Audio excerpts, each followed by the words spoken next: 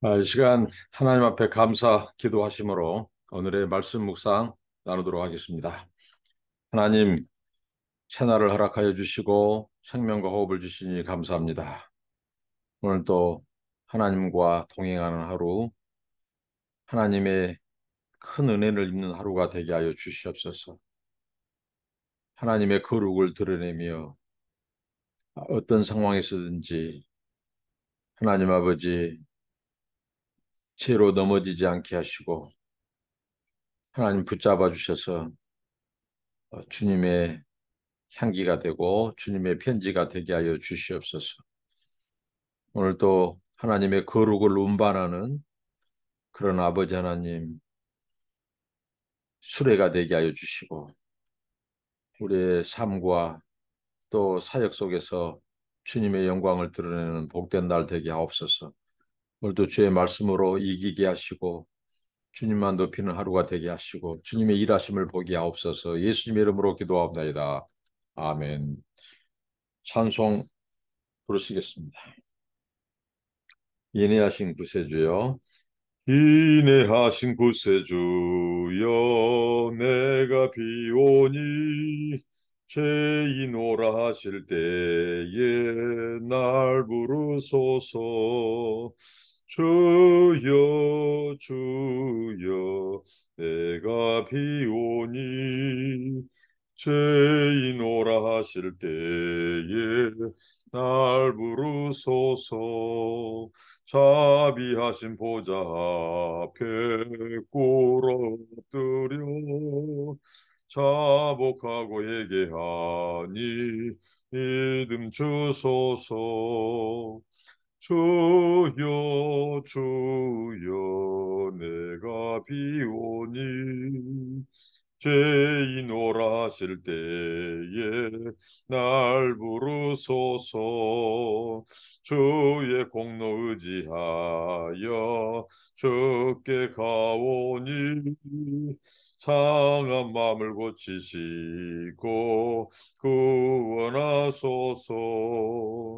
주여 주여, 내가 비오니 죄인 오라 하실 때에 날 부르소서. 만복 근원 우리 주여 위로하소서. 우리 주와 같으시니 어디 있을까. 주여 주여, 내가 비오니 죄인 오라 하실 때에 날 부르소서. 아멘. 하나님의 말씀은 마태복음 9장입니다. 마태복음 9장 14절부터 26절까지입니다. 그때 요한의 제자들이 예수께 나와 이르되 우리와 바리새인들은 금식하는데 어찌하여 당신의 제자들은 금식하지 아니하시나이까. 예수께서 그들에게 이르시되 혼인집 손님들이 신랑과 함께 있을 동안에 섭할 수 있느냐. 그러나 신랑을 빼앗길 날이 이르르니 그때에는 금식할 것이니라. 생배 조각을 낡은 옷에 붙이는 자가 없나니 이는 기운 것이 그 옷을 당기어 헤어짐이 더하게 됨이요 새 포도주를 낡은 가죽 부대에 넣지 아니하나니 그렇게 되면 부대가 터져 포도주도 쏟아지고 부대도 버리게 됨이라. 새 포도주는 새 부대에 넣어야 둘이 다 보존되느니라. 예수께서 이 말씀을 하실 때에 한 관리가 와서 절하며 이르되 내 딸이 방금 죽었사오나 오셔서 그 몸에 손을 얹어 주소서. 그러면 살아나겠나이다 하니 예수께서 일어나 따라가시매 제자들도 가더니 12해 동안이나 혈증으로 앓는 여자가 예수의 뒤로 와서 그 겉옷가를 만지니 이는 제 마음에 그 겉옷만 만져도 구원을 받겠다 함이라. 예수께서 돌이켜 그를 보시며 이르시되 딸아 안심하라 네 믿음이 너를 구원하였다 하시니 여자가 그 즉시 구원을 받으니라. 예수께서 그 관리의 집에 가사 피리 부는 자들과 떠드는 무리를 보시고 이르시되 물러가라 이 소녀가 죽은 것이 아니라 잔다 하시니 그들이 비웃더라. 무리를 내보낸 후에 예수께서 들어가사 소녀의 손을 잡으심에 일어난지라. 그 소문이 온 땅에 퍼지니라. 아멘. 우리가 말씀 묵상을 할 때 하나님이 어떤 분이신지, 하나님이 누구신지, 그 하나님이 무엇을 위해서 우리를 위해서 무엇을 행하셨는지, 또 그것 통해서 그분은 무엇을 우리에게 드러내시기를 원하시고 무엇을 말씀하시는지, 또 오늘의 우리가 교훈이 무엇이고 깨달은 것이 무엇인지 이걸 말씀 묵상을 통해서 우리가 살펴보는 것입니다. 오늘 말씀을 통해서 자, 예수님이 어떤 분이신가, 예수님은 누구신가, 를 통해 볼 때 오늘 말씀에서 유명한 우리가 금식 논쟁이 붙었습니다. 그것은 바로 이 요한의 제자들과 이 바리새인들. 그러니까 신앙은 어떻게 보면 뭔가 조금 안다고 한 사람들, 성경을 좀 알고 신앙에 연륜이 있다고 하는 사람들, 항상 이런 사람들에 의해서 문제가 이 논쟁거리가 생깁니다. 정말 우리가 예수님을 믿었을 때, 막 믿었을 때 그 순수한 믿음, 꽃믿음이라고 하죠.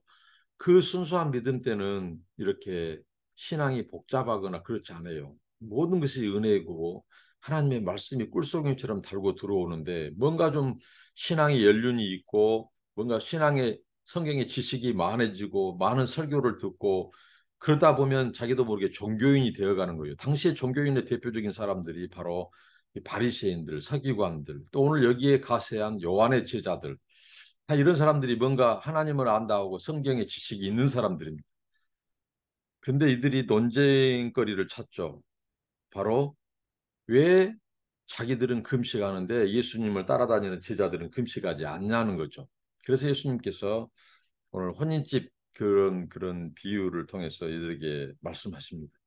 자, 혼인집은 뭐냐? 잔치집이에요. 유대인의 이 혼례 의식, 혼인의 행사는 일주일 동안 계속된다고 하죠. 밤에도 계속됩니다. 신랑을 기다립니다. 신랑을 맞이할 때까지 잔치를 벌여요.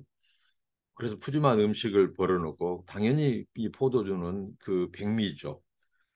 그러니까 그 혼인집은 잔치집이에요. 그런데 잔치집에서 금식한다는 것은 말이 안 되는 거죠. 그래서 예수님께서 신랑하고 있는데 나하고 같이 있는데 당연히 신랑하고 있는 동안에는 어떻게 죠 신부의 신랑의 친구들, 축하객들, 혼례객들 이런 사람들이 당연히 기뻐하고 같이 음식을 먹고 축하해주고 잔치라는 거죠. 근데 어떻게 그 신랑하고 함께 있을 동안에 금식이냐? 그렇게 예수님께서 그들을 어떻게 보면 꼬집죠. 그래서 예수님께서 신랑이 잡혀간 날, 그때는 금식하지 말라고 해도 금식한다는 거죠. 신랑이 잡혀가는데 환란의 때인데 이게 진정한 그 금식이죠. 금식을 아무 때나 한 것이 아니고 잔치집에서는 함께 축하해주고 음식을 나누고 하는 것이 맞는 우리의 삶의 신앙의 이 처신이죠. 그리고 금식은 바로 이 슬퍼할 때, 신랑이 신랑을 빼앗길 때, 신랑이 넘겨질 때, 그때에는 금식하지 않을 수 없다는 거죠. 그러니까 얼마나 바리새인들과 서기관들이 그들이 삶이 그냥 종교적이었어요, 종교적. 주일이 시간이 되니까 예배에 참석하고 아무 의미 없이 진심으로 하나님을 경외하거나 믿음 없이도 얼마든지 종교 생활을 한다는 거예요. 당시 이 종교 지도자들이 종교인, 종교 생활을 하는 거죠. 그래서 그것으로 이제 시비거리를 찾고 판단하고 정죄하고 심지어는 예수님마저도 그들의 정죄 대상이 되죠. 그래서 요한의 제자들과 이 바리새인의 제자들이 우리들은 금식하는데 왜 예수님의 제자들은 금식하지 않느냐 했을 때 예수님께서 이렇게 말씀하셨죠. 본인이 예수님은 우리에게 어떻게 보면 천국 잔치, 우리에게 이 영원한 기쁨을 주러 오신 신랑이에요. 근데 그 예수님과 함께 있는데 함께 기뻐하고 그게 축제고 그러는데 금식한다는 것은 그들이 얼마나 자기들을 드러내려고 하고 종교적으로 뽐내고 자기 영광 받으려고 그게 이중적이죠. 유선된 거. 예수님께서 그 유선을 꾸짖었죠. 그래서 이 금식은 바로 신랑이 잡혀갈 때, 넘겨질 때, 빼앗길 날, 그때 환란의 때에 금식하는 것이다. 아무 때나 금시간이 아니다. 그러니까 이 종교인이 되면요, 영적인 분별력을 상실해 버려요. 왜? 아무 때나 자기를 드러내려고 하니까 그런 일이 있는 거예요. 그리고 예수님께서 그러면서 유명한 두 가지 얘기를 합니다. 생배 조각 비유와 생배 조각과 낡은 옷, 그다음에 새 포도주 낡은 가죽 부대. 이 얘기를 하면서 예수님께서 이렇게 말씀했죠. 이 생배 조각, 그것을 이제 낡은 옷에 붙이면 오히려 그 생배 조각이 낡은 옷을 잡아 당기는 힘이 있죠. 그렇게 해서 옷이 이제 더 헤어지고 찢어지고. 그다음에 가죽 부대. 당시 유목민 사회에서는 그들이 이 가죽 부대를 가지고 거기에다 우유도 담고 물도 담고 저장을 해서 그 사용했는데 새 포도주 역시 마찬가지다는 거죠. 낡은 가죽 부대에 새 포도주를 넣으면 그 새 포도주의 이 팽창력, 발효되는 팽창력이 강해요. 그래서 이 가죽 부대가 터져버리는 거죠. 그래서 주님께서 새 포도주는 새 가죽 부대에 넣어야 터지지 않고 보존된다는 거죠. 자, 이것은 무엇을 예수님께서 가르치는가요? 이 전통과 인간의 그 유전과 계명과 이런 것에 의해서 프레임 지어진 이 선입견과 편견과 애곡에 휩싸여 있는 이 종교 지도자들, 그들의 가르침을 따르는 유대인들을 향해서 예수님께서 얼마나 그들이 종교 생활에 빠져 있는가, 낡은 이 전통, 그래서 낡은 가죽 부대, 그다음에 이 헌옷, 이 그런 곳에 이 복음이 갖는 이 영향력, 팽창력, 그것은 생배 조각같이 당기는 힘, 그리고 이 새 포도주와 같이 이 팽창하는 힘 앞에 그것은 담을 수가 없다는 거죠. 당해낼 수가 없다는 거죠. 그러니까 하나님의 나라가 이미 예수 안에서 임했고 그것을 그 나라를 받아들인 것은 회개하라. 천국이 가까우니라. 회개하고 돌이켜서 하나님 나라에 합당한 천국 백성으로서의 산상수훈의 말씀, 그것이 천국 백성의 윤리, 그 삶이에요. 그렇게 해서 천국을 내 것이 되고 그 팔복의 말씀처럼 심령이 가난한 것에서부터 핍박을 받는 것까지 예수님을 위해 핍박을 받는 것 그렇게 될 때 하나님의 나라가 우리에게 임하고 그런 자들에게 임한다는 거죠. 하나님 나라 아무에게나 주어진 것이 아니라 그런데 이렇게 자기들의 전통과 유전과 계명을 가지고 하나님의 나라가 임했음에도 불구하고 예수 안에서 그 하나님의 말씀, 그 능력, 그 구원의 메시지, 치유의 역사 심지어는 죽은 이 예수님께서 제3의 권세를 있다고 말씀하셔도 믿지 않는 거예요. 그래서 이 금식 논쟁이 그래서 붙은 거죠. 그래서 예수님께서 이렇게 유명한 말씀, 새 포도주는 새 부대에 담아라. 하나님의 나라는 바로 새 포도주와도 같아요. 영혼에게 기쁨과 참된 안식과 즐거움을 주는 이 포도주. 그러면 이 나라가 임했는데 당연히 새 가죽 부대에 담아야죠. 낡은 우리의 생각과 우리의 고정관념, 편견, 선입견으로 하나님의 나라를 판단하고 제한하고 해서는 안 된다는 거. 우리가 그 새 포도주를 담을 새 가죽 부대. 그것은 뭐예요? 믿음입니다. 한마디로 믿음, 겸손, 하나님의 나라를 받아들이는 것, 순종 이것이죠. 자, 이렇게 주님께서 이 말씀을 주셨는데 우리도 새 포도주를 새 부대에 담는 항상 우리의 신앙은 우리의 세계관, 인간적인 방법, 우리의 경험 이거 다 내려놓는 거예요. 그래서 우리가 하나님의 나라에 맞추는 것, 그의 말씀에 순종하는 것이 우리에게 필요하다는 것입니다. 그래서 우리 삶 속에서 하나님의 나라의 그 영향력, 그 포도주의 그 생명력, 기쁨을 우리가 맛보는 우리가 되면 좋겠고요. 자, 그다음에 오늘 18절부터 26절까지 보면은 이제 예수님께서 이 해당장 관리라고 여기 표현했는데요. 해당장 딸이 이제 방금 죽어서 그 그가 하나님 예수님께 나왔어요. 그래서 그 몸에 손을 얹으면 나을 것 같은 믿음이 있었죠. 그러면 살아나겠나 하고 예수님을 찾아왔어요. 하나님의 역사. 오늘 여기 그 뒤에 보면 이제 예수님께서 해당장 딸을 고치러 가는 길에 또 누가 등장하냐면 12해 동안이라 혈루증으로 앓는 여자가 등장합니다. 말이 12년이지 12년은 짧은 횟수가 아니죠. 이 여인의 이, 이 몸에서 이 피가 멈추지 않는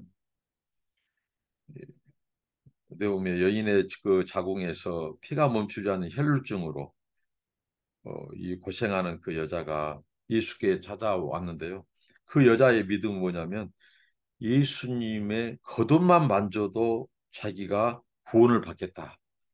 아, 어, 그의 그 믿음 그리고 간절한 믿음 이게 바로 주님의 은혜를 입게 되는 일인데요. 예수님께서 이 여자의 믿음을 공개적으로 선포하고 공개적으로 알리고 자랑을 합니다. 어떻게 보면 대단한 믿음이죠. 백부장, 백부장의 믿음, 자기 어떻게 보면 자기 부하 병사가 아픈데 예수님 멀리 올 필요 없습니다. 예수님은 로마 황제의 권세보다도 더 큰 권세를 가지신 그래서 말씀만 해도 내가 나을 줄을 믿습니다. 그 말씀대로 그의 병사가 아, 이렇게 치료받고 이 제사함 받는 그리고 오늘 여기 해당장이라고 하는 사람의 믿음 예수님을 찾아왔어요. 관리예요. 자기 무슨 명예나 신분 따지지 않고 겸손하게 예수님이 우리 죽은 딸도 예수님이 만지기만 하면 살아날 수 있음을 믿음을 가지고 찾아왔고 그 다음에 해당장 딸을 살리러 가는 길에 주님이 신방 가는 길에 오늘 등장한 이 12해 동안 혈증하는 여자 다 공통점은 바로 믿었다는 거죠. 그러니까 예수님께서 지금 계속해서 반복적으로 주시는 것은 바로 하나님의 나라가 이미 너희 가운데 임했는데 이 하나님의 나라를 받아들인 것은 하나님의 이 통치, 그 왕이신 예수 그리스도를 믿는 것 외에는 없어요. 그것을 지금 가르치는 거예요. 이 믿음의 사람들에게 어떤 은혜가 주어지고 주님께서 어떤 기적을 베푸시는지 그 하나님의 나라가 임했을 때 그 왕이신 예수 그리스도의 통치 앞에 예, 겸손히 나와 엎드리고 그분에게 자비와 긍휼을 구하는 자에게 은혜와 긍휼을 베푸시는 그 하나님의 나라, 그 예수님, 메시아로서의 그 모습을 보여줍니다. 그러면서 예수님께서 너의 병이 고침받았다가 아니라 네가 죄사함 받았다. 자, 이것은 예수님이 단지 질병만 치료하신 분이 아니라 바로 죄를 사하는 권세를 가지신 하나님이시다는 것을 보여주고 그 신적인 권능과 능력으로 죄인들을 구원하러 오신 예수님의 자기 정체성 그리고 이 땅에 오신 목적을 분명히 하고 있습니다. 그러면서 너희 바리새인 서기관들 들으라는 거죠. 너희들은 하나님의 나라가 이미 임했음에도 불구하고 너희들의 낡은 유전 계명 전통으로 하나님을 믿지 않고 오히려 말씀을 왜곡시키고 예수님을 정죄하고 사람들을 피곤하게 하고 그것을 말씀한 겁니다. 그래서 이 은혜를 입은 사람들은 누구냐? 믿음의 사람들. 겸손히 주님 앞에 나와 당신이 메시아다. 당신이 능력이 있다는 것. 이것을 고백하는 사람들에게 하나님의 통치와 능력과 권세는 임했다는 사실입니다. 우리가 하나님 앞에 가지고 나갈 거 아무것도 없어요. 그것은 믿음밖에 없어요. 믿음. 하나님이 우리에게 무엇을 요구할 거예요? 무엇이 부족해서? 하나님은 우리에게 믿음을 요구하십니다. 하나님을 하나님으로 인정하는 거예요. 예수님을 예수님으로, 메시아로, 하나님의 아들로, 구원자로 인정하는 거예요.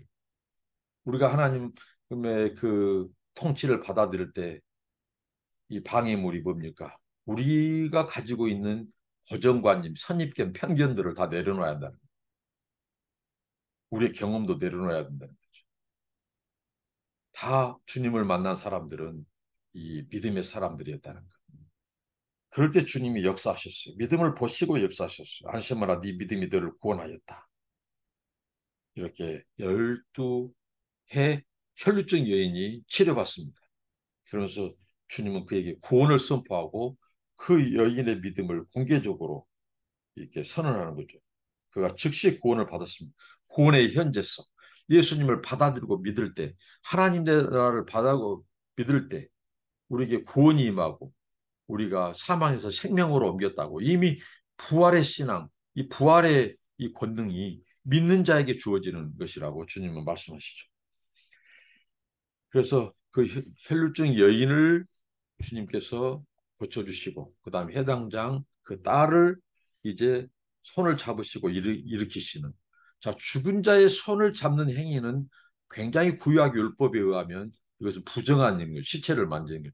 근데 예수님은 나는 율법을 성취하러 완성하러 오신 메시아라는 것을 보여줍니다.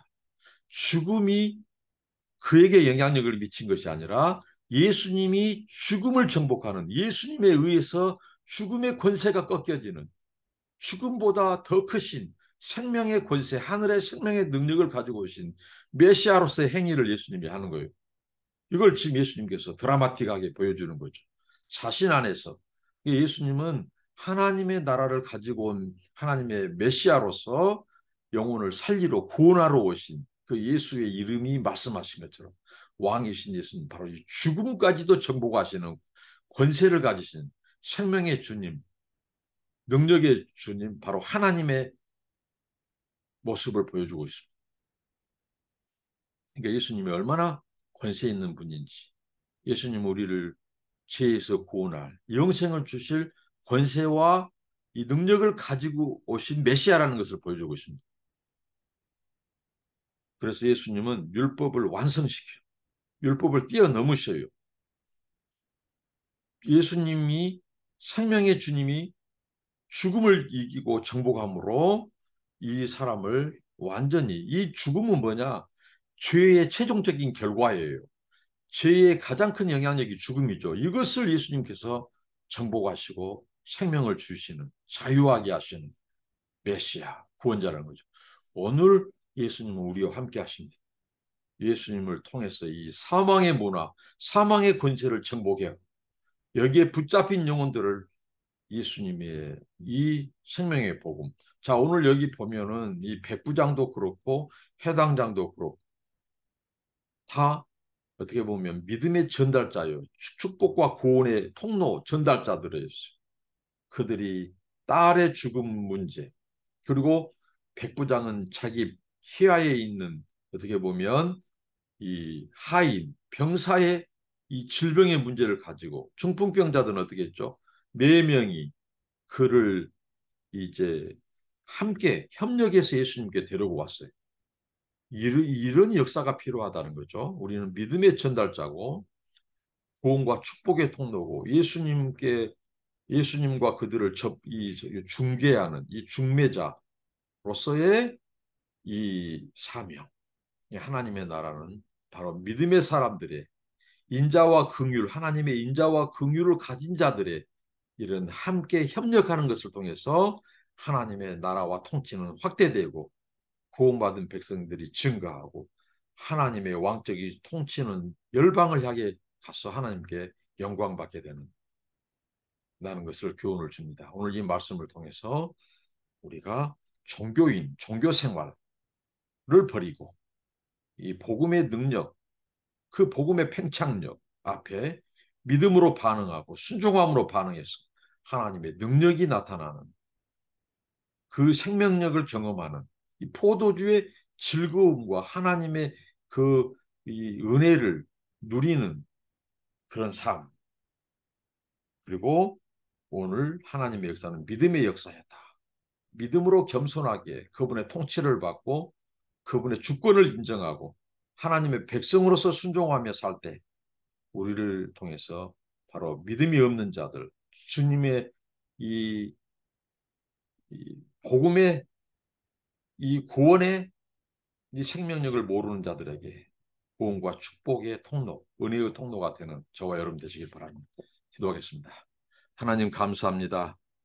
우리가 예수님을 바로 알고 아버지 하나님 우리의 선입견, 전통, 낡은 생각들을 가치관을 다 버리고 복음 앞에 겸손하게 하시고, 또 아버지 하나님 중풍병자를 매달고 온 그 네 명의 친구들, 또 해당장, 그리고 백부장, 또 혈루증하는 여인처럼 정말 아버지 하나님 겸손히 주님의 긍휼과 자비를 바라고 오직 주님만이 내 인생의 이 죄 문제, 죽음 문제, 모든 질병, 모든 문제를 해결하시는 진정한 왕, 구원자인 것을 믿고 의지하고, 그러므로 하나님의 능력을 경험하는 우리 안에 우리의 죄를 사하시고 우리에게 구원을 선포해 주신 주님을 찬양합니다.